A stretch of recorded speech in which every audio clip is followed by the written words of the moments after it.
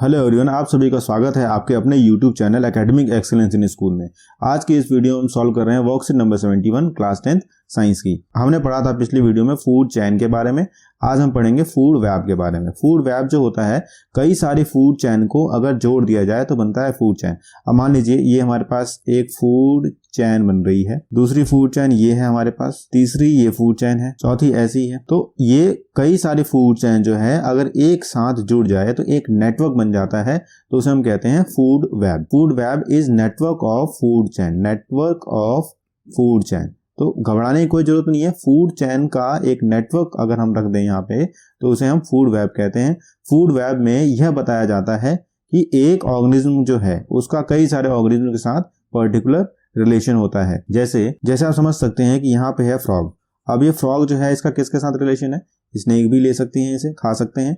और यहाँ पे बर्ड जो है, वल्चर है, वो भी इसे फ्रॉग को खा सकती है। सेम ऐसे ही अगर आप देखें तो ये प्लांट्स हैं, इस प्लांट को यहाँ पे ये एनिमल भी ले सकता है, ये एनिमल भी ले सकता है, ये एनिमल भी ले सकता है। पे नेटवर्क ऑफ फूड चेन होने के कारण से यहाँ पे एक एनिमल की दूसरे एनिमल के साथ इंटरडिपेंडेंसी बताई जाती है कि एक एनिमल का दूसरे एनिमल के साथ कितने ज़्यादा रिलेशंस है, और जिस एनिमल के सबसे ज़्यादा रिलेशंस होते हैं वह सबसे ज़्यादा फिट होता है अपनी लाइफ को कंटिन्यू करने के लिए। चलिए अब बात करते हैं how our activity affect the environment. यहाँ लिखा है एनवायरनमेंट में जो भी चेंजेस होते हैं वह हमारे ऊपर आते हैं। सेम ऐसे ही अगर हम एनवायरनमेंट में बहुत ज़्यादा चेंजेस करेंगे तो वह भी हमें वापस मिलेगा एनवायरनमेंट के थ्रू। सो अगर एनवायरनमेंट में चेंजेस होंगे तो हमें उसको झेलना पड़ेगा, और अगर हम एनवायरनमेंट में चेंजेस करेंगे तो एनवायरनमेंट को भी झेलना पड़ेगा। सेम ऐसे ही हम यहाँ पे बात करेंगे पॉल्यूशन और डिफोरेस्टेशन की।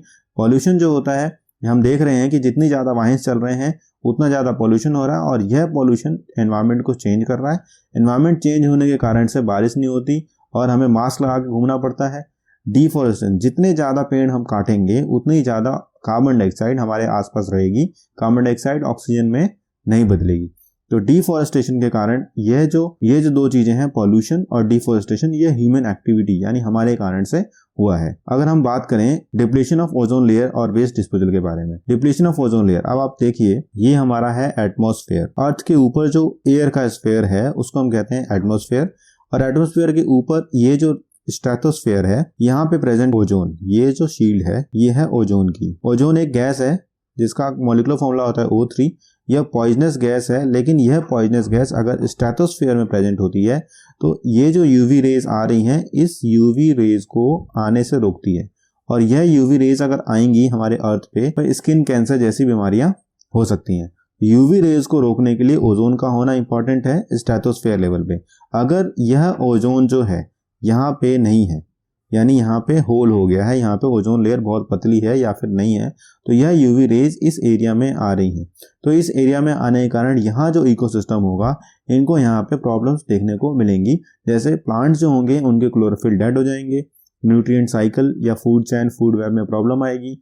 सेम ऐसे ही जो एनिमल्स होंगे उनकी स्किन बर्न होने लग जाएगी, स्किन कैंसर होने लग जाएगा। कुछ ऐसे एनिमल्स होंगे जो कि समुद्र में रहते हैं, वो हमेशा समुद्री पानी में रहते हैं, उनको भी यह यूवी रेज डायरेक्टली मिलेंगी कि प्रॉब्लम्स बढ़ जाती हैं। तो ये हो गया ओजोन लेयर के बारे में। अब हम पढ़ते हैं ओजोन लेयर बनता कैसे है। ओजोन लेयर जो होता है वो ओजोन मॉलिक्यूल से बनता है, और ये जो ओजोन मॉलिक्यूल है, इस ऑक्सीजन जब यूवी रेडिएशन से टूटता है तो ऑक्सीजन और ऑक्सीजन दो एटम्स में कन्वर्ट होता है, और यह जो एटम है यह दोबारा से हीट के कारण से ऑक्सीजन के साथ कंबाइन होके बनाता है O3 यानी ओजोन। अब बात कर रहे हैं डिप्लीशन ऑफ ओजोन लेयर के बारे में। ओजोन किस तरीके से डिप्लीट हो रहा है यानी खत्म हो रहा है।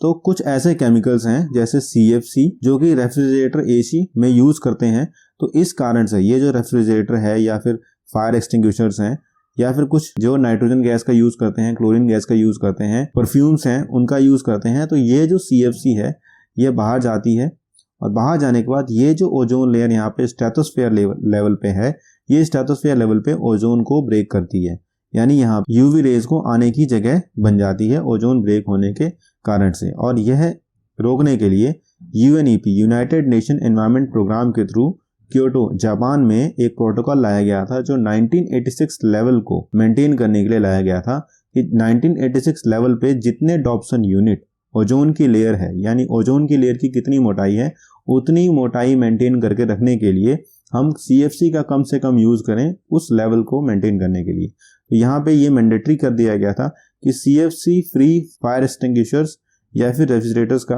यूज किया जाए। चलिए अब सवाल करते हैं, name the radiation absorbed bye ozone layer. यहाँ पे रेडिएशन है UV रेडिएशन। अगला प्रश्न देखते हैं, how ozone molecule is formed in the atmosphere. Ozone molecule किस तरीके से बन रहा है एटमॉस्फेयर के अंदर। हम यहाँ से नोट करेंगे फॉर्मेशन ऑफ ओजोन मॉलिक्यूल और यहाँ तक लिखेंगे।